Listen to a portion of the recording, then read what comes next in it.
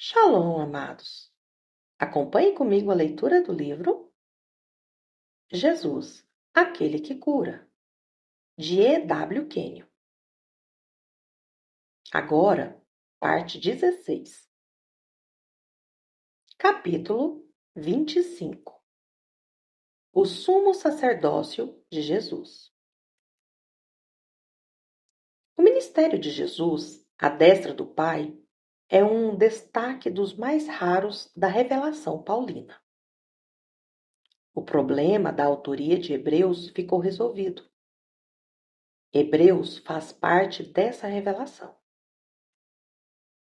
Ninguém mais poderia ter entregado esta revelação da forma como Paulo nos-la entregou. É uma revelação daquilo que Jesus fez desde a hora em que foi feito pecado na cruz até que se assentou à direita do Pai. Essa obra toda nos é mostrada nessa maravilhosa revelação.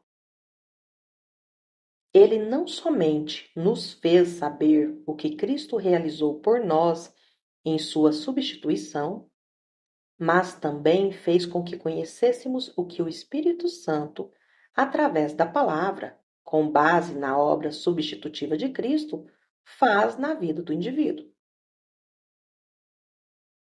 Há realmente 4 fases desta revelação.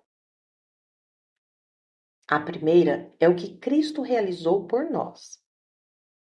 A segunda, o que o Espírito Santo, através da palavra, opera em nós. A terceira trata do que Jesus está fazendo agora, à destra do Pai, por nós. E a quarta, o que seu amor faz através de nós no ministério. Gastamos muito tempo estudando o que Cristo fez por nós, mas muito pouca atenção tem sido dada àquilo que ele faz em nós. E menos tempo ainda àquilo que ele está fazendo no seu grande sumo sacerdócio à destra do Pai. Todos os seus ministérios para conosco teriam sido um total fracasso se ele não desempenhasse seu ministério atual à destra do Pai a nosso favor. Jesus morreu como o Cordeiro. Ele ressuscitou como Senhor e Sumo Sacerdote. Seu primeiro ministério, depois que ressurgiu dentre os mortos, está ilustrado em João, capítulo 20, versículos 15 a 18. Jesus encontrou-se com Maria depois da ressurreição. Ela caiu aos seus pés e não admira ele ter lhe dito: "Não me toques, porque ainda não subi para meu Pai. Mas vai para meus irmãos e diz-lhes que eu subo para meu Pai e vosso Pai, meu Deus e vosso Deus." O que ele quis dizer com isso? Que ele morreu como o Cordeiro substitutivo, mas ressurgiu como Senhor e Sumo Sacerdote. Hebreus capítulo 2, versículo 17 diz: "Por isso mesmo convinha que, em todas as coisas, se tornasse semelhante aos irmãos, para ser misericordioso e fiel sumo sacerdote nas coisas referentes a Deus, e para fazer propiciação pelos pecados do povo." Ele é um sumo sacerdote misericordioso e fiel, não nas coisas referentes ao homem, mas nas coisas referentes a Deus. As reivindicações da justiça tinham que ser satisfeitas, assim como as necessidades do homem. Era necessário que, como sumo sacerdote, ele fizesse propiciação pelos pecados do povo. Isto está registrado em Hebreus, capítulo 9, versículos 11 e 12. Mas vindo Cristo, o sumo sacerdote dos bens futuros, por um maior e mais perfeito tabernáculo, não feito por mãos, isto é, não desta criação, nem por sangue de bodes e bezerros, mas por seu próprio sangue, entrou uma vez no santuário, havendo efetuado uma eterna redenção. Vindo Cristo, de onde ele veio? Do lugar para onde ele tinha ido como substituto, quando havia satisfeito as reivindicações da justiça, onde havia satisfeito as exigências da Suprema Corte do Universo, contra a humanidade rebelde. Ele tinha de levar seu sangue para o Santo dos Santos Celestial e selar o documento de nossa redenção com ele. Seu sangue é que garante agora a integridade da nossa redenção.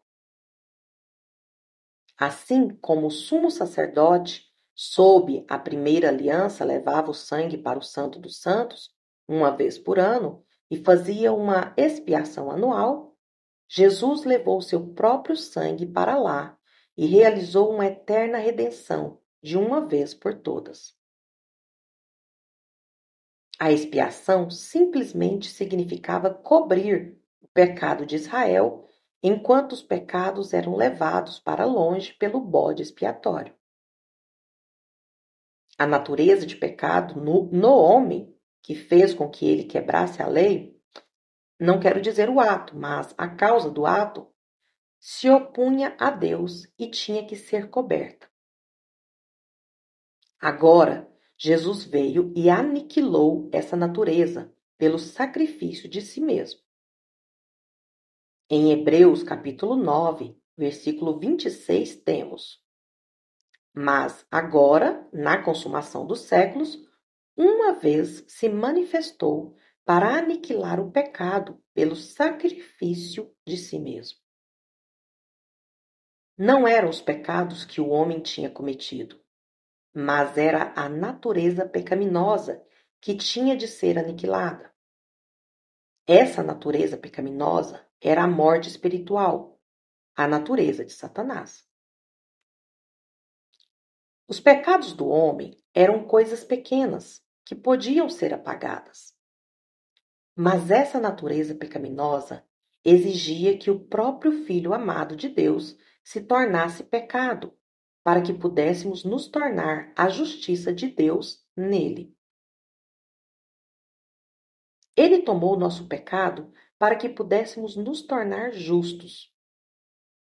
Ele tomou nossa morte espiritual para que pudéssemos ter a vida eterna. Ele tomou o nosso ostracismo, nossa natureza fora da lei, para que pudéssemos tomar o lugar de filhos com o Pai. Oh, a incomensurável graça de Deus que foi desvendada no sacrifício de Jesus. Ele carregou o seu próprio sangue para o Santo do Santo Celestial e, em vez de fazer uma expiação anual, nos deu uma redenção eterna. Hebreus capítulo 2, versículo 17 diz: Pelo que convinha que, em tudo, fosse semelhante aos irmãos, para ser misericordioso e fiel sumo sacerdote, naquilo que é de Deus. Ele é um sumo sacerdote misericordioso e fiel. Deus tinha que ser satisfeito. As reivindicações da justiça tinham que ser satisfeitas. Ele foi feito pecado, esteve debaixo de condenação, e por 3 dias e 3 noites esteve no inferno, trancado na prisão da morte. A Suprema Corte pôde então justificá-lo plenamente como nosso substituto e declará-lo completamente justificado. Ele satisfez as exigências da justiça e foi libertado. Deus lhe disse: Este dia eu te gerei. Que dia foi esse em que ele foi gerado? Foi no 3º dia, lá embaixo, na prisão da morte, que ele nasceu de novo do Espírito. Este foi o seu novo nascimento. Foi então que fomos recriados, pois somos feitura sua, criados em Cristo Jesus.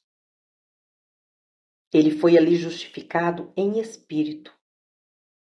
Não somente foi ele declarado justo, mas também foi tornado justo com a própria natureza de Deus. Agora, tendo sido tornado justo, tendo vencido Satanás, despojando-o de sua autoridade e ressurgindo dos mortos, a Suprema Corte do Universo colocou o selo de aprovação sobre sua obra a nosso favor. Então, ele pode ir para o Santo do Santo Celestial e se assentar à destra da majestade no alto. Ele foi feito propiciação pelos nossos pecados.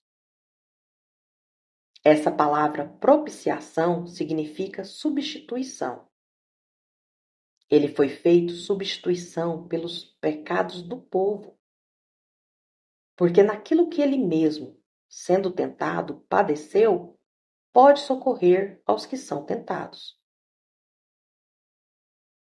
Hebreus capítulo 3, versículo 1 diz: Pelo que, irmãos santos, participantes da vocação celestial, considerai a Jesus Cristo, apóstolo e sumo sacerdote da nossa confissão. O cristianismo é chamado de uma confissão. A obra terminada de Jesus Cristo é chamada de uma confissão. Agora, você pode entender Romanos capítulo 10, versículos 9 e 10. Se com tua boca confessares ao Senhor Jesus como Senhor. O cristianismo é uma confissão. É uma confissão da obra terminada de Jesus. É uma confissão de que ele está assentado à destra do Pai, tendo nos redimido perfeitamente. É uma confissão de nossa filiação, de nosso lugar em Cristo, de nossos direitos e privilégios. É uma confissão de nossa supremacia sobre a doença, a fraqueza e Satanás, no nome de Jesus.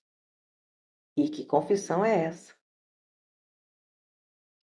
Hebreus capítulo 4, versículos 14 a 16, nos leva um passo mais longe no desenvolvimento desse ministério de Jesus como sumo sacerdote. Visto que temos um grande sumo sacerdote, Jesus, Filho de Deus, que penetrou nos céus, retenhamos firmemente a nossa confissão. Porque não temos um sumo sacerdote que não possa compadecer-se das nossas fraquezas. Porém, um que, como nós, em tudo foi tentado, mas sem pecado. Cheguemos, pois, com confiança ao trono da graça, para que possamos alcançar misericórdia e achar graça, a fim de sermos ajudados em tempo oportuno. O ministério todo de Jesus gira em torno desse ofício do sumo sacerdócio. Como sumo sacerdote, ele levou seu sangue para o Santo dos Santos. Como sumo sacerdote, ele se assentou à destra da majestade no alto. Ele é o sumo sacerdote e mediador entre Deus e o homem. Nenhum homem pode chegar ao Pai senão por ele.